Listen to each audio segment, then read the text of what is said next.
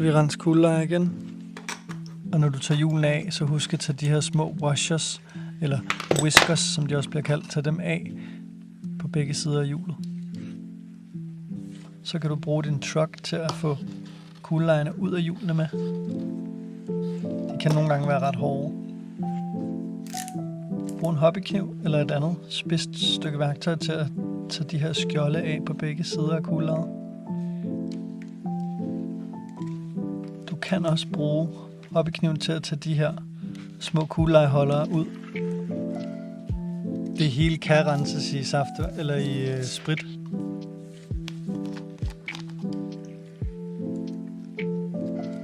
Det er godt at gøre det i sådan en lukket beholder, for så kan man give dem et ordentligt ryst, så kommer der mere skidt ud. Og så lad dem lige ligge i det der sprit i en halv times tid, inden du tager dem op. Så kan de bare tørres på køkkenrulle, eller man kan tage dem udenfor og lægge dem i solen til tørre. Nu har jeg ikke lavet mine ligge så længe, men der er alligevel kommet noget skidt ud. Og man kan sagtens rense de her holder også på samme måde.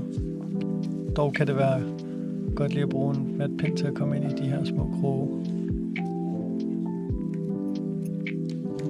Så gælder det om lige at få spredt de her kuglelejer ud, så man kan få de her holdere på igen.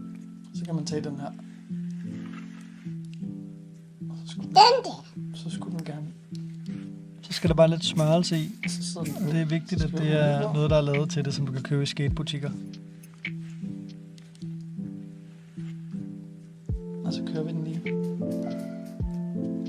Og her kan man så vælge, om man vil have skjoldene på igen. I så fald kan man rense dem på samme måde.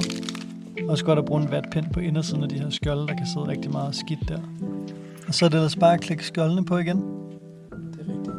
Det skulle gerne være lige til, om ikke andet kan man få en lille hånd med. Jeg skal lige vende så. Sådan der. Man kan også vælge helt eller være med at sætte dem på igen. Man kan sagtens køre dem åbne, ligesom Bronson Raws. De laver dem bare uden skjolde.